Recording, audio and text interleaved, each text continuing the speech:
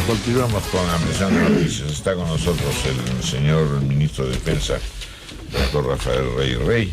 Presidente de la República ha dicho que el decreto ley que se ha armado una trocatinta con el tema, el decreto ley 1097, no beneficia a violadores de derechos humanos, pero en general, en realidad lo están señalando a usted, señor ministro. Bienvenido, gracias por estar con nosotros, como uno de los que está particularmente interesado en que salga este decreto y que además permitiría en realidad la impunidad de todos aquellos violadores de los derechos humanos y principalmente los del periodo fujimorista, que son los que han sido de los primeros, en el caso Colina, por ejemplo, o los del caso Colina, en tratar de aprovecharse de la norma. De aquí han surgido ya cantidades de opiniones y de hecho hoy día los fiscales adoptan una directiva fuerte para oponerse al decreto de impunidad y lo llaman Ley Ganzúa. En fin, entonces se ha encendido la mecha, se ha encendido el debate. Exactamente qué cosa hizo o determinó que saliera este decreto legislativo 1097. Raúl, empezaré por decir que efectivamente era previsible que los mismos de siempre salieran a decir falsedades, a hacer demagogia, a mentir en algunos casos concretos, como de hecho ha sucedido.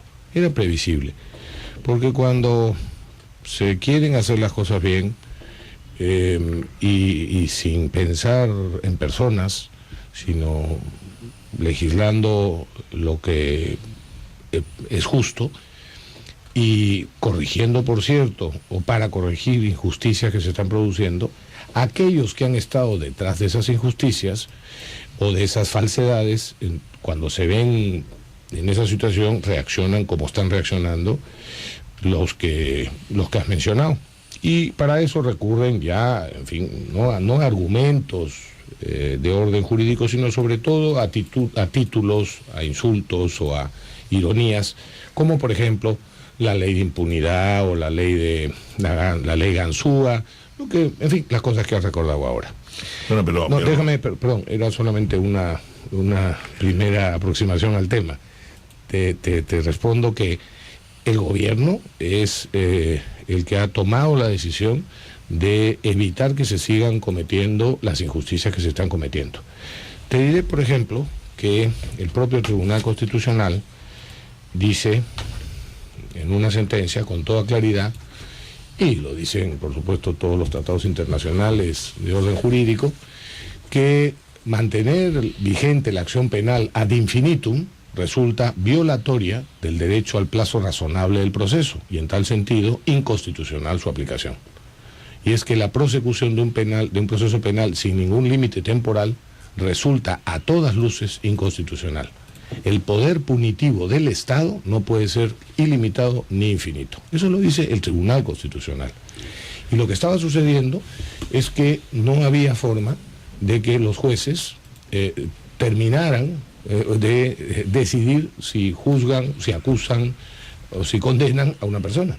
Por eso se dan casos en los que los plazos que son normalmente para los casos sencillos de 6 meses, ampliables a 6 meses más, o 18 meses, ampliables 18 meses más, no solo no se cumplen, sino que pasan muchos años y todavía hay gente que está esperando que la juzguen. Pero está la maniobra de la otra parte, que justamente es demorar lo más que se pueda precisamente el juicio y llegar al sobreseimiento. No se va a negar que eso es una viejísima y inveterada práctica en nuestro sistema judicial. Pero eso es exactamente lo que sucede en todas partes del mundo. Y lo que tienen que hacer los jueces es resolver también esas cosas, esos incidentes que no son lo principal, rápido. El problema es que nos hemos acostumbrado aquí, en el Perú, ¿cuánta gente hay que no tiene nada que ver con estos delitos o con estas acusaciones? Y la gente lo sabe en el Perú, que están hoy día purgando penas muchos meses y a veces años sin siquiera ser juzgados. O sea, no están sentenciados. Entonces no están purgando pena. Están privados de su libertad. Para ti no están purgando pena. No, es para mí, legalmente no están purgando una pena. Bueno, pero están, entonces disculpen, miren oyentes, he dicho que están purgando pena, efectivamente, jurídicamente no están purgando pena. Están en prisión sin que los hayan condenado y a veces sin que los hayan siquiera acusado, porque están acusados supuestamente culpables de algo, pero los jueces o los fiscales no actúan con la rapidez con la que la justicia y los derechos humanos, porque ojo, no solo Abimael Guzmán y los terroristas tienen derechos humanos, también tienen derechos humanos los policías y los militares, y todo delincuente, por más delincuente que sea, ¿no? Porque lo que es gracioso, y esto sí lo quiero decir muy claro, yo respeto que haya gente, como muchas ONGs, que se hayan tomado la molestia, entre comillas, de defender los derechos humanos y, por ejemplo, el derecho al debido proceso, y hayan conseguido que a Abimael Guzmán y otros genocidas terroristas y asesinos se les haya tenido que juzgar nuevamente porque se consideró que se atentó contra sus derechos humanos porque se les juzgó en el foro militar. Muy bien, tienen derecho a velar por los derechos humanos de Abimael Guzmán. Y yo pregunto, ¿no tenemos derecho nosotros, los demás, a velar por los derechos humanos de los policías y los militares? Lo siento mucho. Yo no coincido con quienes creen que eso no es así. Ministro, ahora, usted sí. ha señalado que hay distintos sectores de la sociedad que han ridiculizado esta ley y que son los mismos de siempre. Sin embargo, hay entidades como la Defensoría del Pueblo, o acá tengo un comunicado firmado por Monseñor Miguel Cabrejos, representante número 1 de la Iglesia Católica del Perú, es presidente de la Conferencia Episcopal Peruana, que también hace un llamado a que por favor se respete el derecho a la vida y no se le otorgue libertad a aquellas personas que estuvieron involucradas en estos casos. Y usted, ministro, varias veces ha reconocido acá que en casos de flagrante violación de derechos humanos, como el caso Putis, que es probablemente uno de los más emblemáticos, la respuesta de las personas involucradas, de las Fuerzas Armadas, es: no tenemos información. ¿Por qué se tendría que cerrar casos cuando los mismos involucrados se han tomado el trabajo o se toman el trabajo de ocultar las pruebas y de entorpecer los procesos? A ver, Patricia, en tu pregunta hay, como sucede con frecuencia, varias preguntas, voy a ir respondiéndolas una por una.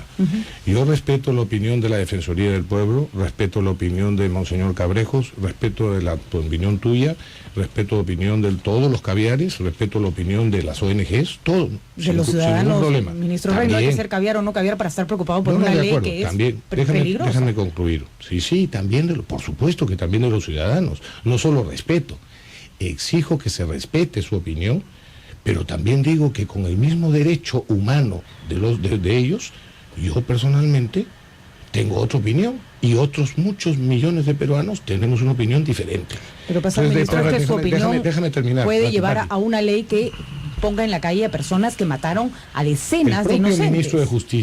El propio ministro de Justicia ha señalado que las normas son completamente constitucionales.